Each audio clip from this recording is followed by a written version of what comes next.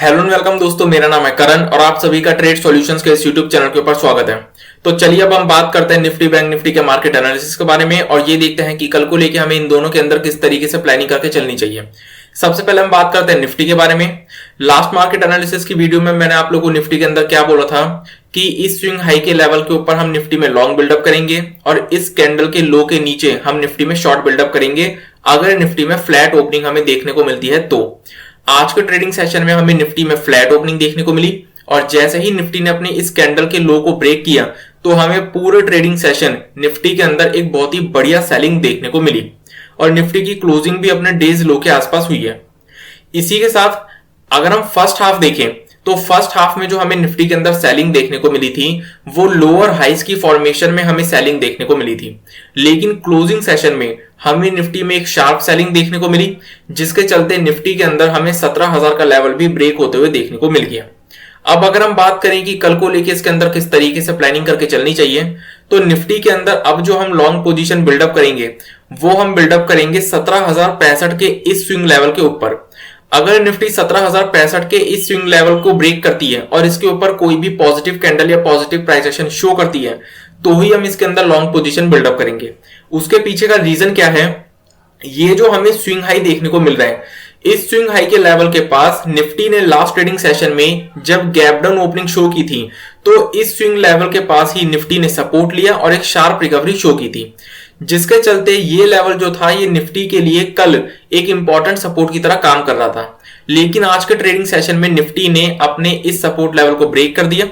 इसलिए इस swing level के ऊपर जब तक हमें कोई भी पॉजिटिव कैंडल या पॉजिटिव प्राइस एक्शन देखने को नहीं मिलता तब तक हम इसके अंदर लॉन्ग पोजीशन बिल्डअप नहीं करेंगे।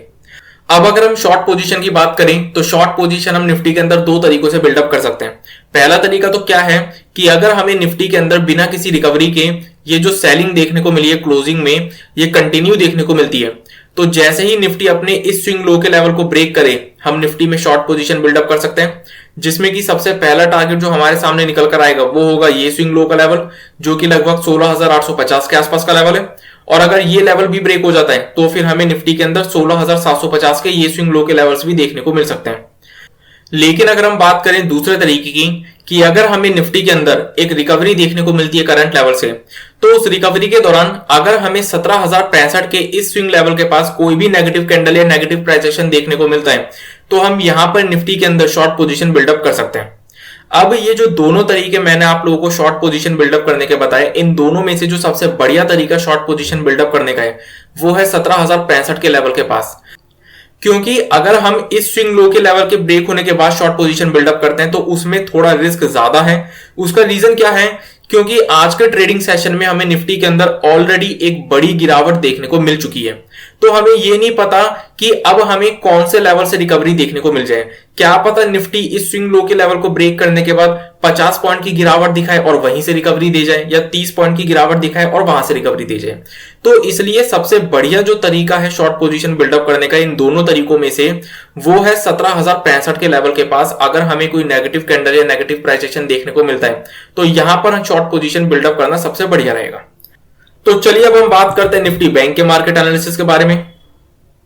अगर हम निफ्टी बैंक के मार्केट एनालिसिस की बात करें तो निफ्टी बैंक के अंदर भी मैंने लास्ट मार्केट एनालिसिस की वीडियो में आप लोगों को क्या बोला था कि इस स्विंग हाई के ऊपर हम लॉन्ग बिल्डअप करेंगे और इस स्विंग लो के नीचे हम शॉर्ट बिल्डअप करेंगे। इस रेंज के अंदर हम कुछ भी नहीं करेंगे क्योंकि इस रेंज के अंदर हमें वॉलेटिलिटी देखने को मिल सकती है। अब आज के ट्रेडिंग सेशन में हमें बैंक निफ्टी के अंदर भी फ्लैट ओपनिंग देखने को मिली और बैंक निफ्टी पूरे फर्स्ट हाफ इसी रेंज के अंदर कंसोलिडेट करता रहा और बैंक निफ्टी के अंदर क्लोजिंग सेशन में जैसे ही हमें इस रेंज का लोअर लेवल ब्रेक होते हुए देखने को मिला तो फिर हमें क्लोजिंग सेशन में बैंक निफ्टी के अंदर भी एक शार्प सेलिंग देखने को मिली और बैंक निफ्टी की क्लोजिंग भी अपने डेज लो के आसपास ही हुई है। लेकिन अगर हम पूरा ट्रेडिंग सेशन देखें आज का तो बैंक निफ्टी जो है वो निफ्टी के कंपैरिजन में ज्यादा मजबूत रहा है, क्योंकि निफ्टी के अंदर जितनी गिरावट हमें आज के ट्रेडिंग सेशन में देखने को मिली है उसके मुकाबले बैंक निफ्टी के अंदर हमें कोई ज्यादा बड़ी गिरावट अभी देखने को नहीं मिली आज के ट्रेडिंग सेशन में। अब अगर हम बात करें कि कल को लेकर हमें बैंक निफ्टी के अंदर किस तरीके से प्लानिंग करके चलनी चाहिए तो बैंक निफ्टी के अंदर जो हम लॉन्ग पोजीशन बिल्डअप करेंगे वो आज के ट्रेडिंग सेशन के अंदर जो हमें रेंज देखने को मिली है इस रेंज के हायर लेवल के ऊपर बिल्डअप करेंगे। आज के ट्रेडिंग सेशन के रेंज के हायर लेवल के ऊपर अगर हमें बैंक निफ्टी में कोई भी पॉजिटिव कैंडल या पॉजिटिव प्राइस एक्शन देखने को मिलता है तो हम बैंक निफ्टी के अंदर लॉन्ग पोजीशन बिल्डअप कर सकते हैं, क्योंकि इस रेंज के हायर लेवल के ऊपर जैसे ही हमें कोई भी पॉजिटिव कैंडल या पॉजिटिव प्राइस एक्शन देखने को मिलेगा तो हमें ये स्विंग हाई का लेवल भी ब्रेक होते हुए देखने को मिल जाएगा और हमें बैंक निफ्टी के अंदर फिर और ज्यादा तेजी देखने को मिल सकती है। लेकिन अगर हम बात करें शॉर्ट पोजीशन की, तो शॉर्ट पोजीशन बैंक निफ्टी के अंदर भी बिल्डअप करने के दो तरीके हैं। पहला तरीका तो क्या कि अगर हमें बैंक निफ्टी के अंदर कोई रिकवरी देखने को नहीं मिलती है तो फिर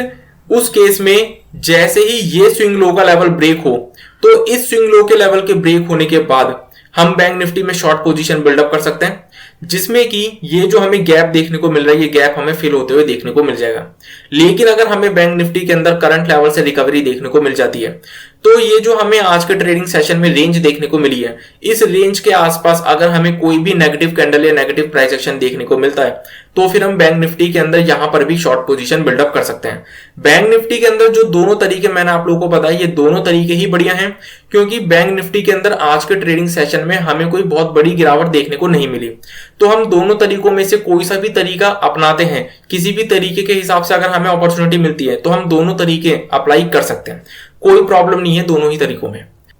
और अगर हमें मार्केट के अंदर किसी भी तरीके की गैप अप या गैप डाउन की सिचुएशन देखने को मिलती है तो हमें प्राइस एक्शन का वेट करना पड़ेगा। तो इसी के साथ मैं अपनी इस वीडियो को कंप्लीट करता हूं। इस वीडियो का पर्पस सिर्फ नॉलेज प्रोवाइड करना है। किसी भी तरीके का एक्शन लेने से पहले अपने एडवाइजर से कंसल्ट जरूर करें और अपनी खुद की रिसर्च जरूर करें। और अगर आपको ये वीडियो पसंद आई हो तो इस वीडियो को लाइक और शेयर करना ना भूलें और हमारे चैनल को सब्सक्राइब जरूर करें। Thank you.